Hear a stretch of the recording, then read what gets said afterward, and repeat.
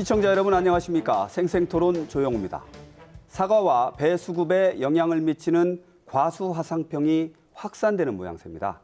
주로 5, 6월에 발생하는데 치료제가 없어 나무를 매몰해야 하고 심각할 경우 과수원을 폐원해야 합니다. 오늘 생생토론에서는 충청권 발생 상황을 점검하고 과수화상병 예방 및 차단을 위한 과제를 짚어보겠습니다. 나와주신 분 소개해드립니다.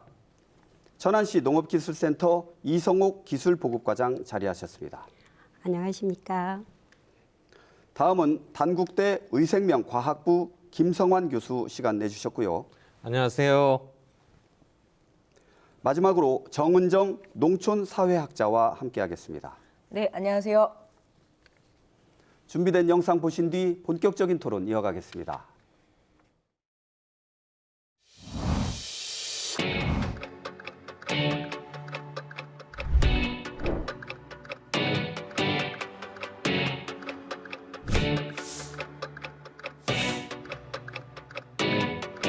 화상병이 발생되면 이제 나무 전체 굵은 가지를 잘라야 되니까 수확량에 상당히 영향을 많이 끼치죠.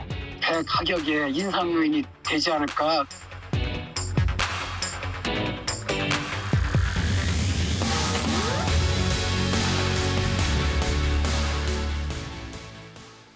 네, 과수화상병을 흔히 과수구제역이라고 이렇게 말하고 있는 것 같은데요. 이제 올해도 발생을 해서 이 농가라든지 관련하시는 분들이 좀 우려가 깊으실 텐데 정부에서도 위기경보 단계를 관심에서 주의로 이제 상향했습니다.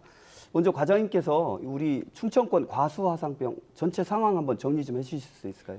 네, 알겠습니다. 관심에서 주의 단계로 상향을 한 이유는 기존 발생지에서 발생했을 경우에 이제 관심 단계에서 주의 단계로 이제 격상을 시키는데 네. 올해 충청도 같은 경우에는 천안, 아산, 당진 3개시에서 발생을 했고 내농가 5.31 헥타르에 해당이 되겠습니다. 주 과종으로는 배 2개, 이제 사과 2농가가 되겠는데 전년 동기 대비 비교했을 때 이제 6농가에 2.4헥타르였는데 농가 수는 감소했지만 대면적 농가에서 이제 발생했기 때문에 면적은 많이 늘어나 있습니다. 그래서 전체적으로 봤을 때 전국적인 상황도 그렇고 뭐 안심할 단계는 아니지만 농가에서 많이 사전 예찰이라든가 관리를 하고 있기 때문에 피해 상황에 있어서는 이제 2020년 다발생 시기랑 같을 거다라는 이제 예견을 많이 하고 있는데 그렇게까지는 되지 않을 거라고 보고 있습니다. 여러분들이 많이 노력을 해주시니까 그렇게 네, 가지 네. 않으면 좋겠는데요.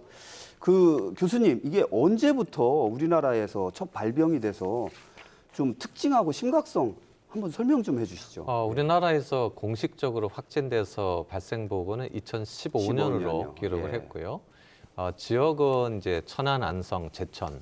이제 그 다음부터는 계속 발생이 일어나면서 조사를 수행을 했고요. 중요한 것은 처음 발생한 지역은 지금 올해까지 매년 끊임없이 발생하고 있다는 것이 하나 중요하고요.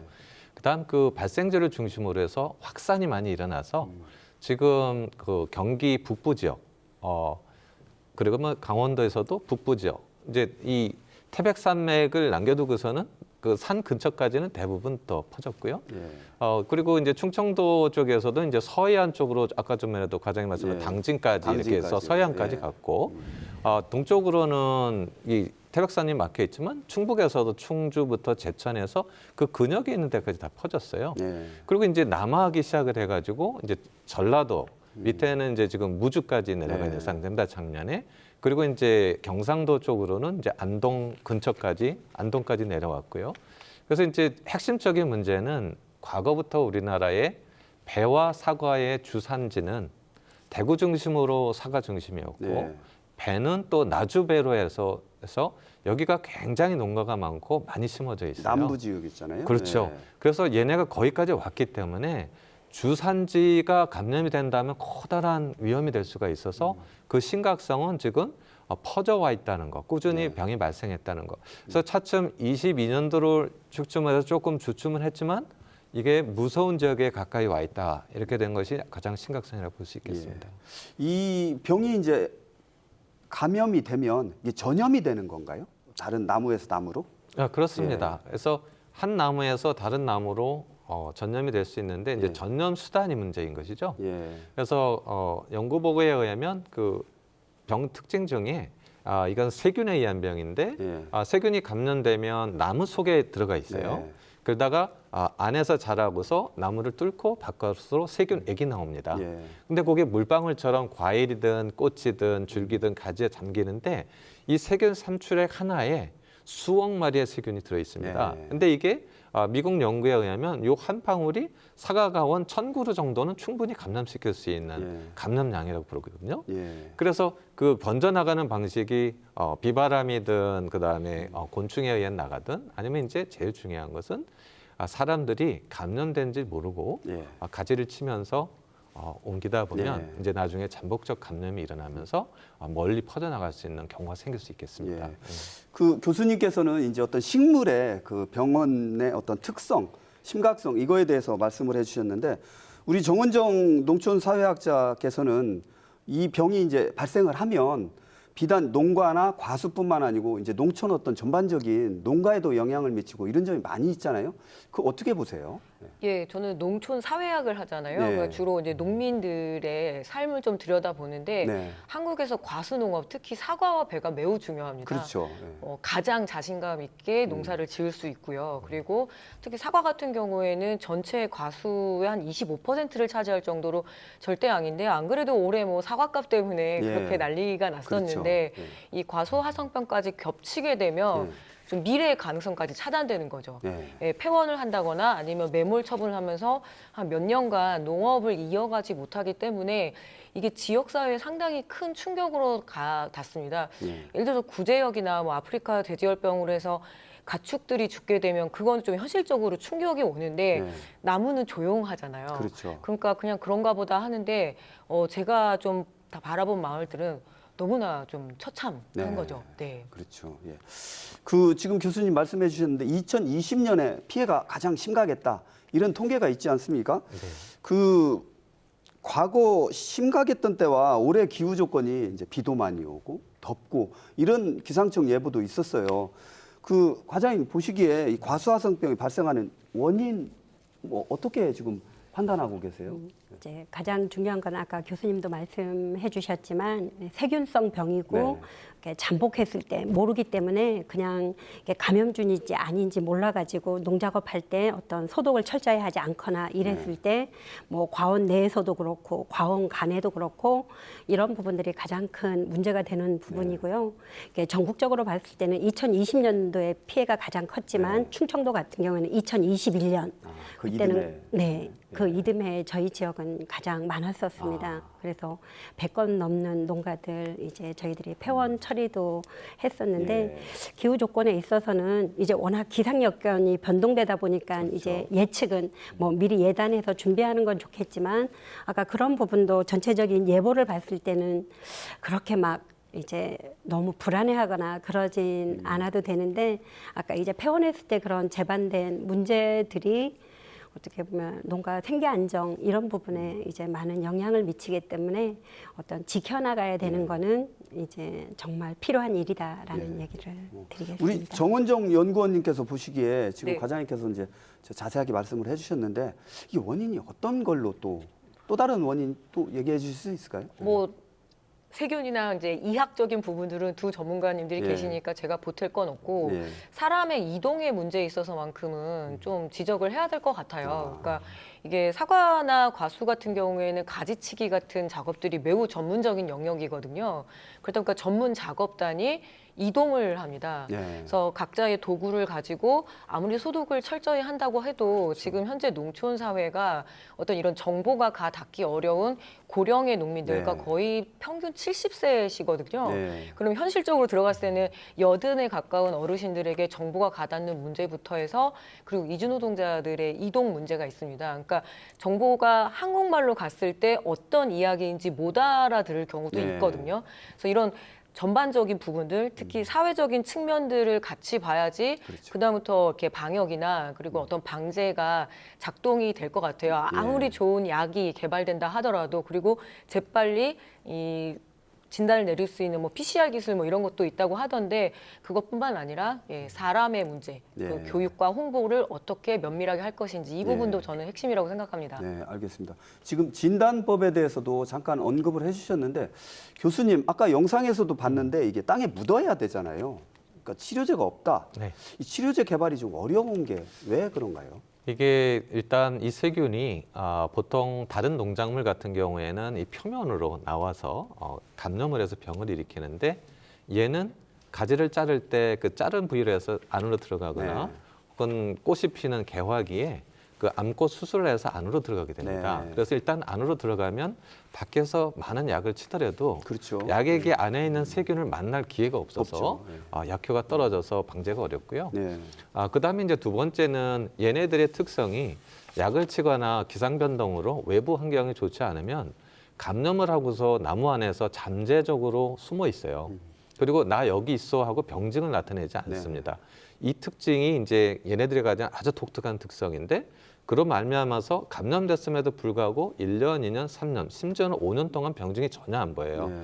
그러면 이제 아까도 우리 말씀해 주셨는데 가지치기를 하면서 갈 때는 병증 증상이 있거나 어떤 나무 수영을 잡기 위해서 가지를 치는데 그럴 때 감염돼 있지만 잠복 감염에 대해서 병증이 안 나타나기 때문에 많은 부분에까지 멀리 가서 가지를 치다 보면 잠재적으로 병원균을 멀리 퍼뜨려 놓을 수 있는 잠재성이 존재하고 있습니다. 네. 이런 특성을 과학적으로 잘 몰랐어요.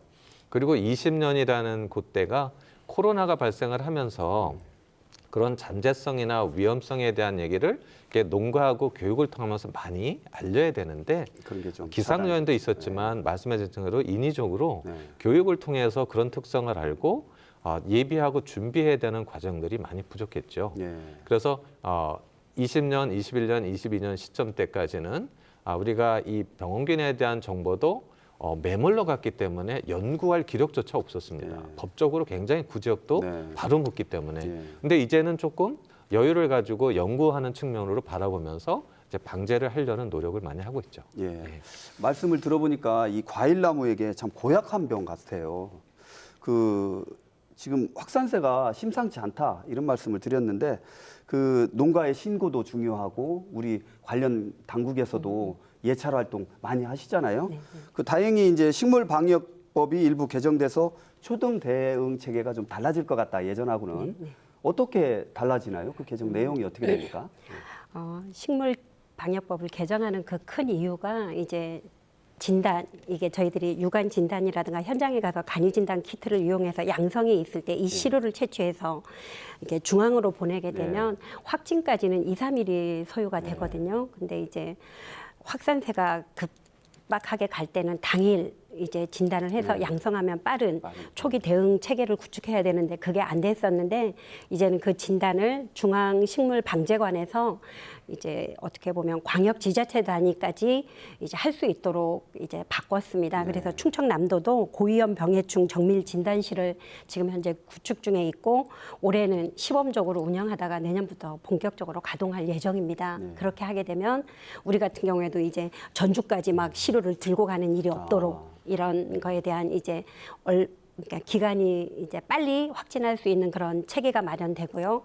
또 다른 하나는 아까 얘기했던 우리가 이제 예찰 요원을 활용해서 직원들이랑 예찰하지만 농가들이 자가 예찰해서 신고하고 이런 게 가장 확실하고 빠른 방법이기 때문에 농가들 의무사항 부분에 있어서 손실보상금 감액 기준을 마련을 했습니다. 그래서 신고를 하지 않거나 이제 역학조사에 조사를 거부하거나 회피하고 예방교육을 받지 않거나 또 예방수칙을 준수하지 않거나 방제 명령을 이행하지 않았을 때는 그 손실보상금을 적게는 5%에서 많게는 100%까지 감액 지급하게 돼 불이익을 있습니다. 많이 당하시게 되겠네요. 네, 그렇게 해서 이제 어떻게 보면 스스로 농가 스스로 이게 어떻게 보면 자율성을 강화시키는 부분이 있고요.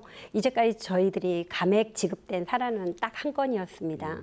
공적 방제를 하지 않은 부분에 있어서 25% 감액한 사례가 있고 아산 같은 경우에도 이제 내농가 있어서 전체적으로 한 건씩 아산하고 천안 해서 총 5건이 있었는데 앞으로는 뭐 이런 부분에 있어서 빠른 확진과 그다음에 이제 방제 체계도 구축하겠지만 농가들이 어떤 개정된 식물 방역법을 인지해서 불이익을 받지 않고 또 스스로 과원 관리를 잘할 수 있도록 저희들이 지속적인 교육과 홍보를 해나갈 계획입니다. 그 지금 말씀해주신 부분이 이제 농민분들의 어떤 그 의무사항을 좀 말씀을 해주셨는데 아까 정 연구원님께서 말씀을 해주셨듯이 지금 고령화예요. 연세가 많이 잡수시다 보면 정보에 대한 접근성이라든지 이해도도 떨어질 수 있고 그런 우려가 있거든요. 먼저 교수님, 그 이런 진짜 고령화된 농촌 현실에 맞게 어떤 식으로 좀 대응을 해야 되는지 또 애로사항은 뭐가 있을지 한번 설명 좀 해주세요. 일단 그 신속 진단 체계가 다음 단계에 방제를 어떻게 할 거냐를 결정하는 데 중요한 거고, 네. 그다음에 그 어느 정도 걸려 있는지를 파악해서 그 역학 조사를 하는데도 굉장히 중요한 부분이거든요. 네. 근데 이제 멀리 떨어져 있고 고령화돼 있다 보니까 농민이 시료를 채취해서 그 검사를 하게 보내는 기간은 이제 중앙 정부에다가 이제 도 단위 혹은 이제 시군 단위로 내려와서 하는데 역시 제한점이 있습니다. 왜냐하면 주말이라는 기간, 이렇게 공휴일이라는 기간이 꼈을 때 이 방제 진단을 위한 것이 1년 내내 돌아가는 식으로 특히 위기 상황에는 이제 뭐 파견도 나가서 하지만은 그것을 지켜해 줄 수 있는 체제가 좀 더 아직 부족한 상태고요. 그래서 좀 더 이런 공휴일 유의 기간까지도 신속 진단을 할 수 있는 체제가 좀 더 확립돼야 되고, 두 번째는 제가 계속 그 정부기관에서도 얘기를 했습니다. 왜냐하면 시군에 있는 공무원들만 가지고는 힘들고요. 네.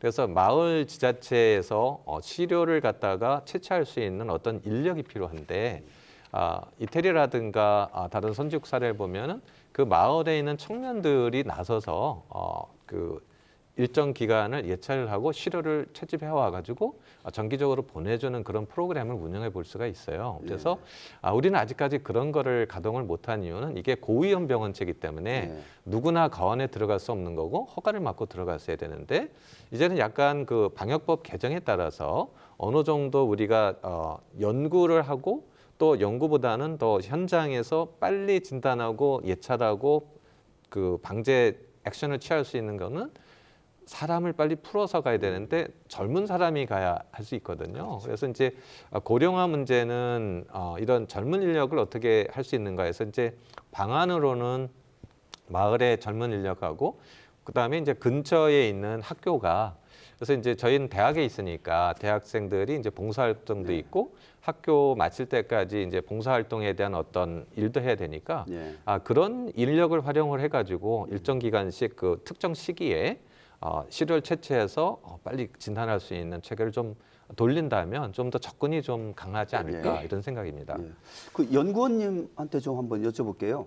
아까 지금 과장님께서 이제 그 식물 방역법상의 어떤 그 농민들의 의무사항 이것도 자세하게 말씀을 해주셨잖아요. 근데 그 고령화되고 정보의 접근성이라든지 뭐 거리에 뭐 멀리 떨어져 있는 그런 어려운 점이 농촌에는 많잖아요. 네. 어떤 농민분들의 어떤 스스로의 어떤 의무사항도 필요하지만 어떤 정부의 방역 당국의 우리 농정 당국의 어떤 지원이라든지 이런 것도 좀 있어야 될 것 같은데 어떻게 보십니까? 네, 뭐 과장님 말씀에 전적으로 동의를 하면서도 네. 농촌 사회 입장에서 보면은 항상 이런 어떤 전염병이나 이랬을 때 농민들을, 그러니까 생산자들을 원인 제공자로, 그러니까 범죄화한다 그래야 되나요? 그 부분에 대해서 상당히 감정적으로 좀 상해하는 부분이 있어요. 그래서 아쉽죠. 그냥 좀 부드럽게 접근을 해야 될 것 같고요. 무엇보다도 교수님께서 말씀해주신 젊은 인력을 동원하는 일이 생각보다 쉽지 않거든요. 특히 과수농가 같은 경우에는 그래도 소득이 일반 어떤 엽채류보다는 낮기 때문에, 그리고 쌀보다는 낮기 때문에 승계농 구도가 꾸려지기는 해서 저는 지금 굉장히 적극적으로 노력하고 있다는 걸 현장에서 많이 보거든요. 근데 실제로는 그런 얘기들도 많이 하세요. 지금 과수화산병만이 문제가 아니라 너무 여러 가지 조건들이 안 좋은 거죠. 그래서 올해 불안병이라고 해서 또 이 나무 가지가 좀 녹아난다고 해야 되나요? 그런 병들도 걸리는데 이런 부분들은 결국은 농가 개인이 대응하기도 되게 어렵고, 또 한 가지 밀식 재배라고 해서 매우 촘촘하게 이렇게 육성을 해놨거든요. 근데 이 기술은 솔직히 농진청 가서 배워온 거거든요. 근데 나중에 보게 되면 촘촘하게 길렀을 때는 또 보상 체계에서 조금 멀어지는 경우도 있고, 그럼 어쩌라는 거냐 이런 이야기도 실제로는 많이 하죠. 지금 이제 여러 가지 문제점과 대응책 등에 대해서 말씀을 해주셨는데 이게 이제 병이 발생을 하면 그 나무를 땅에 묻어야 되잖아요. 그 심각할 경우 이제 과수원도 폐원해야 되고. 그럼 이제 공급이 줄어들게 되면 물가가 올라가고 금배, 금사가 얘기가 나오는 이유가 이거지 않습니까? 그렇지 않아도 뭐 계속 물가는 올라가고 그래서 이런 우려가 많이 되는데 그 농가나 소비자들 분들께서 많이 걱정을 하시잖아요. 그 일단 올해 어떤 과수, 특히 사과와 배를 중심으로 한 수급 상황 좀 어떻게 분석하고 계세요, 교수님?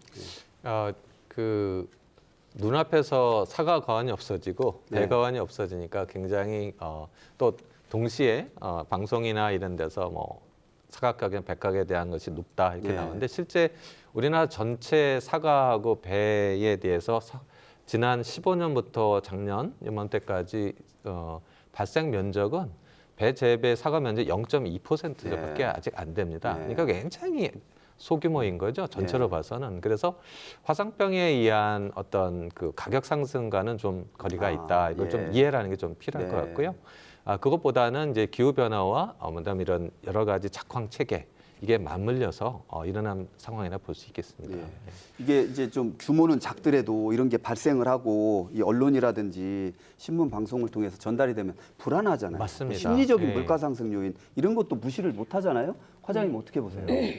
아까 교수님도 말씀하셨지만 그 폐원 농가는 직접적으로 이제 다발생 지역에서는 그렇지만 전국적으로 봤을 때는 그렇지 않은 부분도 있고 예.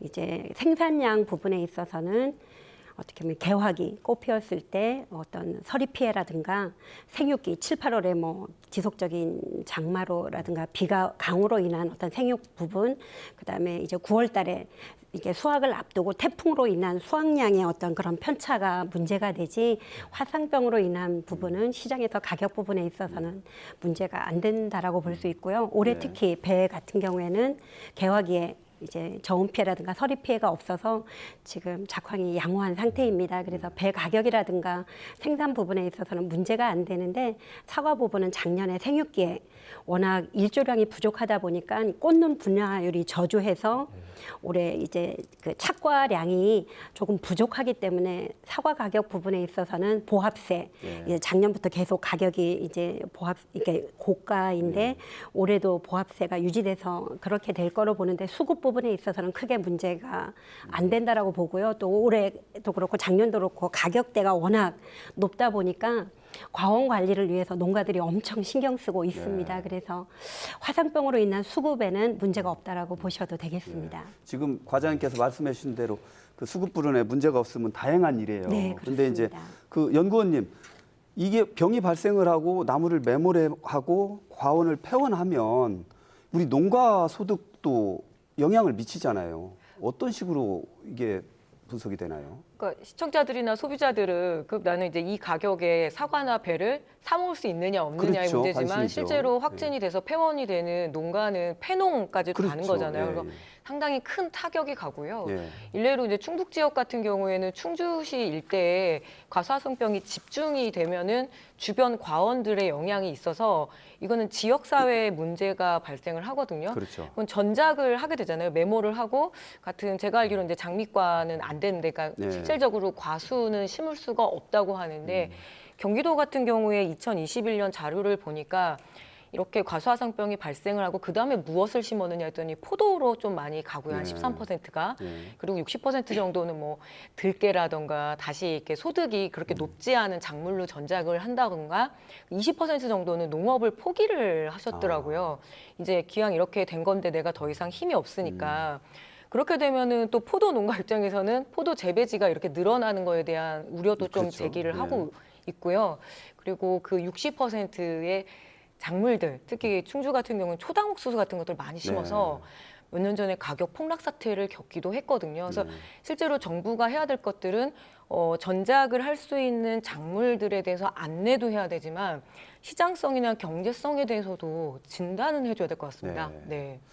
이 농업도 이제 전문 분야가 되지 않았습니까? 그래서 어떤 한 작물에서 다른 작물로 옮겨가는 게 쉽지가 않을 것 같아요. 전문 지식도 있어야 되고. 예. 특히 과수 농업의 특징들이 있는데요. 아주 오래전부터 뭐 이렇게 표현할 거죠. 정말 신지식인 네. 이죠. 뭐 품종에 대한 공부, 기술에 대한 그렇죠. 공부, 뭐 농진청에 가서 정말 공부를 하다시피 한 거여서 중요한 고급 기술입니다. 예, 전문 그렇죠. 영역이고요. 그런데 직업을 갑자기 바꾸라고 하는 거와 그렇죠. 똑같은 어렵죠. 이야기입니다. 예. 그래서 그런 이야기를 전하는 거는 여론도 그렇고 언론도 상당히 좀 조심스럽게 네. 아, 다른 거 심으면 되지 않나? 쉽지 근데 않죠. 그건 갑자기 저한테 다른 일 하는 거랑 그렇죠. 마찬가지거든요. 예. 그래서 그런 부분들에서는 좀 문제 제기를 하고 싶네요. 예. 우리 농민분들의 어려운 점을 이제 말씀을 해주셨는데 그 손실보상금 얘기를 먼저 한번 해볼게요. 그 아까도 이제 그 말씀을 이제 해주셨잖아요. 네, 이제 네. 어떤 농민분들의 그 의무를 말씀해 주시면서 그런 걸 소홀히 할 경우에 손실보상금이 이제 불이익을 받을 수도 있다. 이제 이런 말씀을 해주셨는데 일단 손실보상금 지급 기준과 내용 한번 과장님께서 정리 좀 해주시죠. 네, 요걸 얘기하기 전에 이제 예. 말씀하셨던 아까 대체 장목 부분에 있어서는 예. 천안 지역 같은 경우에는 2015년부터 폐원 농가들이 있다 보니까 예. 대체 장목에 대해서 고민을 많이 했었습니다. 그렇죠. 그렇게 해서 봤는데 이제 기존에는 이제 같은 과의 작물은 3년 동안 심지 못하게 했다가 지금은 이제 2년으로 감소는 했지만 아까 이 농가들이 과수 특히 배 재배에 최적화되어 있기 때문에 타 작물에 대한 그 농사가 예전에는 그냥 할 일 없으면 농사 지었지만 요즘은 전문 기술을 요하는 네, 그렇죠. 부분도 있고 그리고 장비라든가 모든 시스템이 어떻게 보면 배 농가에 최적화되어 있기 때문에 대체 작목을 권유한다는 것도 맞지 않고 예. 소득도 맞지 않고 여러 가지 부분에서 문제가 있어서 그리고 아까 이게 경제성이라든가 이 좁은 국가에서 뭘 심어라 장려했다가 이제 아까 폭망할 수도 있어서 여러 가지 어려운 부분이 있어서 그 부분에 있어서는 지속적으로 진흥청 센터에서도 고민하고 있고 대체 작목 개발에 의해서 하는데 아까 이제 샤인 잘 나갈 때는 샤인을 많이 심어서 또 문제가 있었고 이렇지만 그래서 지역에 맞는 작물 재배에 대한 적응성 시험도 저희 센터에서 하고 있는 부분이 있지만 네. 대체 작목을 권하기에는 아직도 많은 애로가 있다라는 말씀을 먼저 드리겠고요. 네. 아까 손실보상금 지급 부분에 있어서는 예.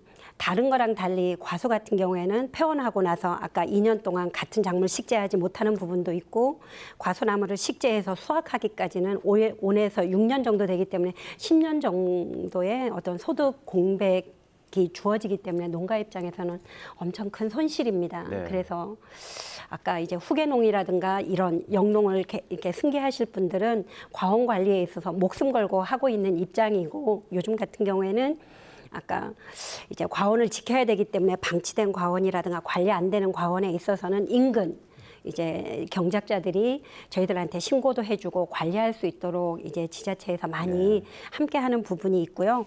방제 명령만 제대로 따라서 하라는 것만 한다라면 손실 보상에 있어서 감액되는 기준이 없는데 어떻게 보면 이제 자기 멋대로 말도 안 듣고 이러다 보면 아까 감액 기준이 많이 적용되겠는데 그 손실 보상금 지급 부분에 있어서는 아까 10년 동안 소득 공백이 있기 때문에 저희들은 3년 정도 산출해서 그 과수 기준 보상 단가라는 게 있습니다. 그걸 적용해서 나무 수령이라든가 수종에 따라서 이제 나름대로 전체적으로 분석해서 단가표를 만들어서 해주고 있는데 현장에서 느끼는 체감은 너무 턱없다라는 부분이어서 어떻게 보면 현실화 방안에 대해서 건의를 많이 했고 지금 중앙정부에서 그 부분에 있어서는 이게 현실화하는 방안에 대해서 지금 고민 중에 있는 걸로 알고 있습니다. 그래서 아마 내년이나 내후년이면 이제 변경 반영된 그런 보상금이 지급될 걸로 보고 있습니다.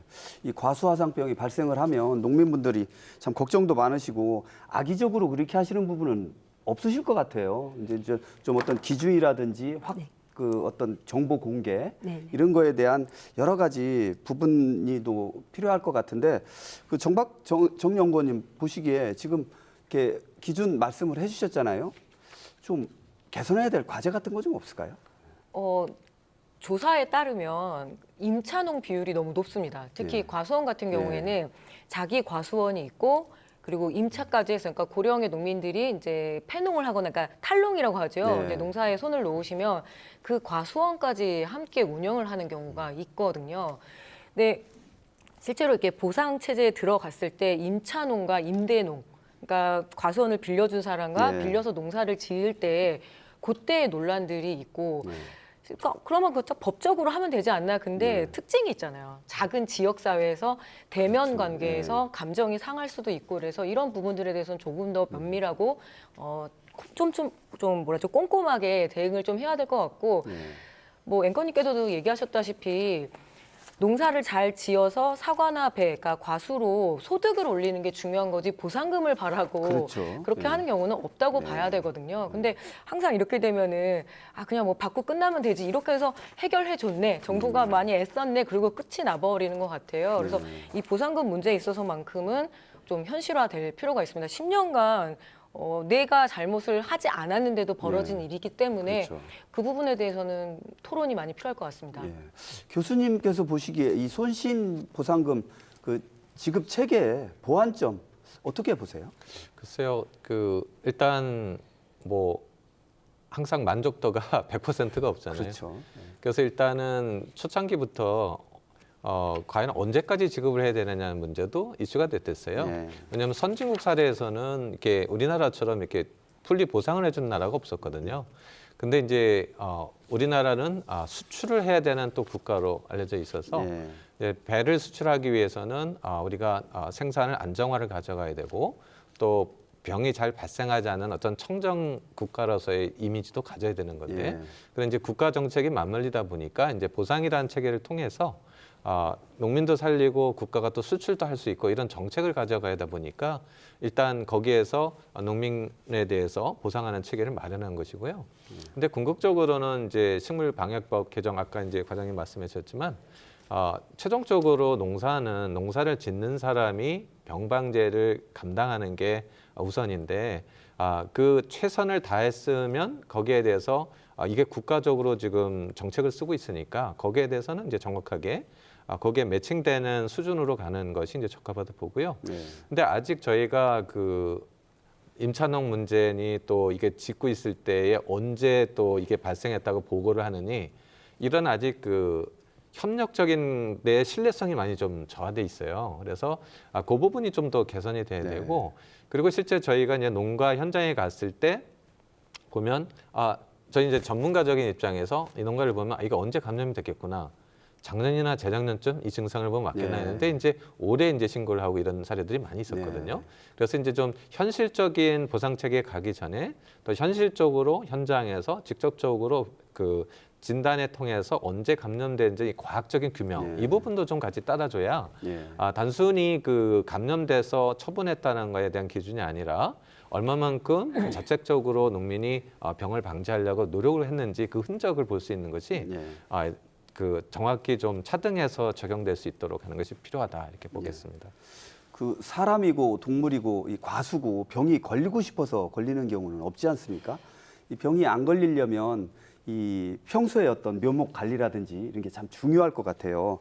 이 앞으로 묘목 생산 판매 이력제 이게 시행이 되나요? 어떻게 됩니까, 과장님?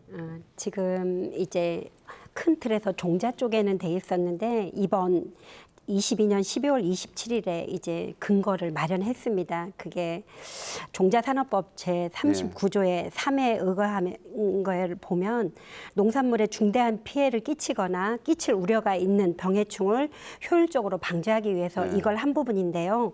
어떻게 보면 모든 농사에서 모농사가 전체 농사의 50%를 차지한다고 할 만큼 중요하거든요. 그래서 이걸 만든 이유는 묘를 생산한 이력하고 판매한 이력을 정부 차원에서 하고자 하는 겁니다. 그래서 생산 이력 부분에 있어서는 생산일로부터 5년간 자료를 보관해야 되는데 묘목을 생산한 장소와 면적 그리고 수량 그다음 대목과 접수의 출처 대목 접수의 품종명 그다음 생산업체명 또는 판매자의 성명하고 연락처를 5년 동안 보관하게 돼 있습니다. 그리고 판매한 이력에 있어서는 거래일로부터 4년간 보관하게 되는데 구매자의 이름, 주소 및 연락처 그리고 판매한 품종명, 수량, 판매 업체명 또는 생산자 선명 및 연락처를 이제 기록하고 보관하게 돼 있습니다. 이 이유는 화상병이 발생했을 때 이게 어디로 갔는지 이력을 추적해서 확산 방지를 가장 먼저 하고자 하는 큰 틀이어서 시기적으로는 좀 늦은 감이 있지만 꼭 필요한 그런 이제 법이라고 볼 수 있겠습니다. 지금 말씀을 들어보면 이 과수 묘목을 추적 관리하겠다. 네. 이제 이런 취지인 것 같아요. 이 농민분들이 좀 안심하고 잘 사용할 수 있으면 좋겠는데 그 이 밖에 묘목의 체계적인 관리를 위해 제안해주고 싶은 부분이 있을 것 같아요. 교수님 먼저 말씀 좀 해주세요. 네, 실제 그 빨리 수행이 되고요. 네.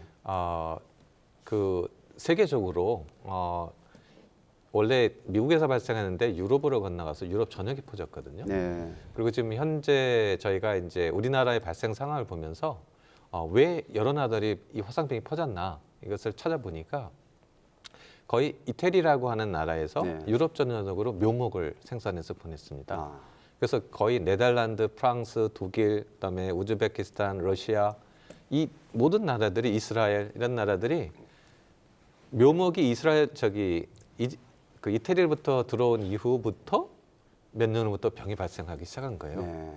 그래서 이제 묘목에서 왔다라는 게 이제 최종적으로 확진이 돼서 묘목 관리가 가장 중요하다. 그래서 이제 이태리 자신도 묘목 수출 국가니까 그래서 이제 묘목 생산 지역을 청정화 지역, 그다음에 완충 지역, 그다음 발생 지역 이렇게 나누면서 묘목 관리를 아주 철저하게 시작했죠. 그래서 청정 지역에서 생산된 것만 수출이 가능하도록. 이제 우리나라도 그와 비슷한 체제를 받아서 이제 초창기 발생 지역, 완충 지역 이렇게 했지만 나라가 땅덩어리가 좁다 보니까 그리고 뭐 몇 시간이면 동서남북을 다 그렇죠. 왔다 갔다 하다 보니까 이것이 효율적이지가 좀 않아서 그러나 중요한 거는 이제 현재 농사를 폐원을 하고더라도 2, 3년 후면은 다시 지을 수 있을 만큼 초기보다는 법이 좀 완화가 된 상태거든요. 그리고 이제 아까도 조사를 했을 때 많은 배농가나 사과농가들이 다시 농사를 짓고 하는 농가들도 많기 때문에 거기에 가려면 이제 새로 묘목이 들어와야 되는데 완전히 검증된 묘목이 들어오지 않으면 다시 발생해서 그 전파될 수가 있으니까 그래서 그 관리에 있어서는 좀 철저하게 그리고 정부 쪽에서도 좀 그리고 과학기술적으로도 이게 묘목이다 보니까 이 안에도 마찬가지로 세균이 숨어 있으면 그렇죠. 검출하기가 어려워요. 네. 그래서 육종 프로그램도 같이 운영이 돼야 되지만 계속 재배하면서 경정적으로 병을 디텍션할 수 있는 네. 그런 기술이 또 확보가 돼서 정말로 이거 무병무다. 네. 그다음에 감염이 되지 않은 거를 판매해서 보급대수라는 체계가 아주 시급합니다. 예. 네. 우리 연구원님께서 보시기에 농촌 사회학적으로 그 묘목의 체계적인 관리 방안 또 제언해 주신 부분이 있을 것 같아요. 2030년까지 그러니까 무병묘, 그러니까 병에 걸리지 않는 그런 묘목을 인증제를 실시한다고 하는데 생산자 입장에서는 인증제는 정말 많거든요. 예. 서류상도 있고 그리고 이력 추적제도 있고 하지만 현장에서 무언가 종자 때문에 혹은 묘목 때문에 문제가 발생을 했을 때 그 책임을 온전히 농민들한테 묻는 경우가 많다라는 네. 것이 현장의 증언들이고요. 그래서 이런 부분들에 대해서는 정부가 끊임없이 신뢰를 줘야 되고 뭐 제가 묘목 시장 가는 대전에서 가까운 옥천군이 굉장히 네. 큰 묘목 시장인데 예. 그냥 관행대로 계속 이렇게 거래가 되는 경우를 제가 많이 봤거든요. 예. 그럼 어쩌면 이런 토론 프로그램에 나와서 잘 하고 있다, 잘 하겠다라고 하고 끝나는 것이 아니라 네. 정말로 그렇게 되고 있는지 점검이 필요하다고 생각합니다. 어쩌면 선의의 피해를 농민들도 볼 수 있기 그렇죠. 때문인 거죠. 예. 그리고 항상 목표치가 있죠. 2030년까지 하겠다. 근데 자꾸 슬금슬금 늦춰지는 경향이 분명히 있습니다. 현장에서는. 네. 그래서 그런 부분에 대해서는 정말 약속이 잘 지켜져야 될 것 같고요. 예. 이 과수 화상병이 지금 심각하다. 그래서 이제 어떤 등급도 상향이 되고 그러면은 어쨌든 막아야 되잖아요. 확산은. 그래서 이제 대응력을 좀 높여야 될 것 같은데 과장님 좀 어떤 계획 갖고 계신가요? 우리 센터나 우리 농업기술원 뭐 전반적으로 봤을 때. 이제 전체적으로는 가장 기본적으로 할 수 있는 거는 이제 예찰을 통한 동절기랑 생육기에 예찰 강화를 해서 네.